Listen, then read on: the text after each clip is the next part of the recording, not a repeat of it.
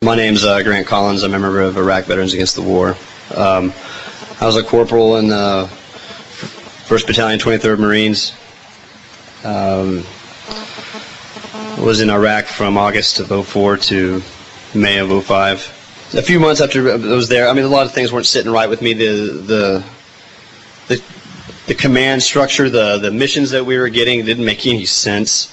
We're going after people, Mujahideen or Muj, and they didn't have any idea which ones were the right ones. We're kicking in the wrong doors, terrifying children, helicopters screaming over their heads at night, and I'm trying to calm the women and children while the men were dragged and separated out and completely humiliated in front of their families.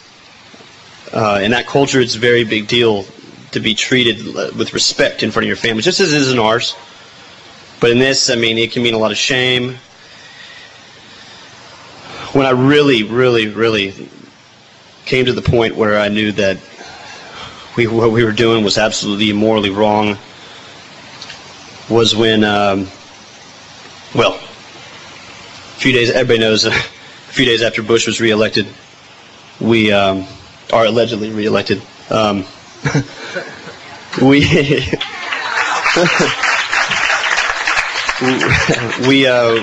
began.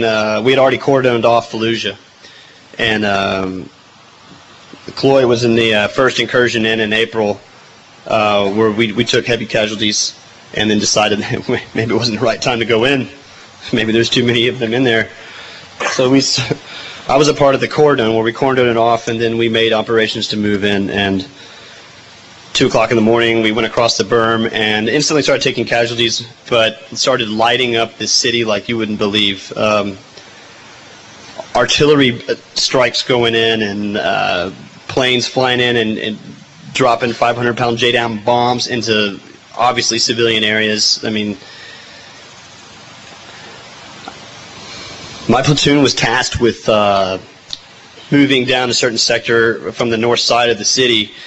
And of course we had to take every building block that we went through, and we had already come up to like a four-story like apartment building, and we had encountered heavy resistance from there, and there was no way that we were going to be able to clear it with using people. So we called an airstrike on it, well, a helicopter strike with it, and after a couple of them, the building just completely collapsed in.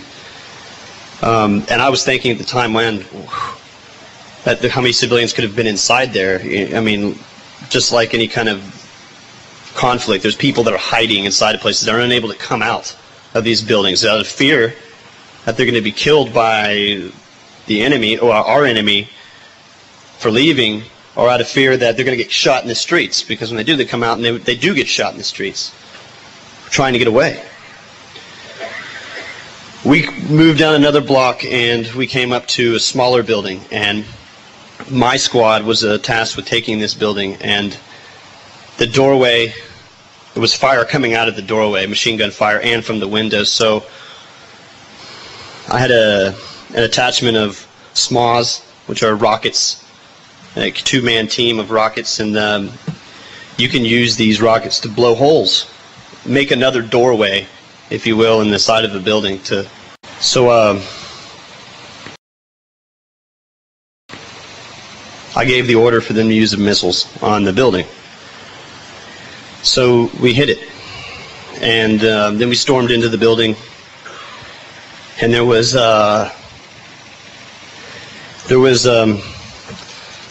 two 14, well, looked about a 14-year-old kid, a 6-year-old kid, and a young, maybe could have been her husband, I couldn't tell because he was so messed up, and a woman that was bleeding, but not severely, and all she was screaming, "Why, Laish, Laish," and I broke down. I leaned up against the wall, and as my rest of my Marines cleared through the building, and I sat there with the corpsman trying to do something about it. But I started to cry. I wanted to rip my hair out, what hair I did have, and go nuts. And the woman, seeing my reaction, came up to me and put her hand on my cheek and said, Inshallah, which is God's will. Because these people over there, it doesn't matter what bad things happen to them, that they can accept it right away as God's will because they're deeply religious.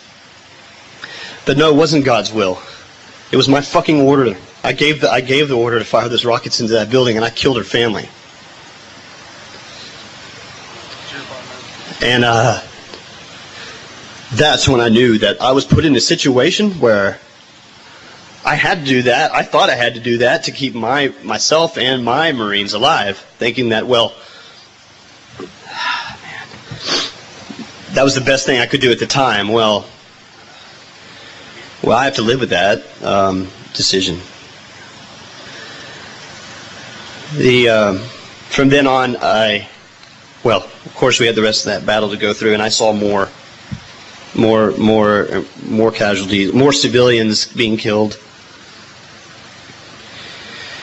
Well, I don't know. I've been here a couple times. I've had to go back. I went back to Grand Rapids, Michigan, to start school. But when Lauren told me that she wanted to come back, I had to come back. On the 26th of August, I lost another friend. He was on his third tour, and the thing is that was making me really upset is now I'm starting to, their names are all blending together now. And she asked what his name was, and I gave her a name, a wrong first name and a wrong last name. And and then I had a dream after all this, and I saw him in my dream, and he, in his typical joking attitude, said that I was fresh out of friends, that I needed to make some new ones. He's joking around like he used to always say stupid shit like that. And anyway, it's my duty now. It is my duty to stand up and speak, and I will do this until this war is over.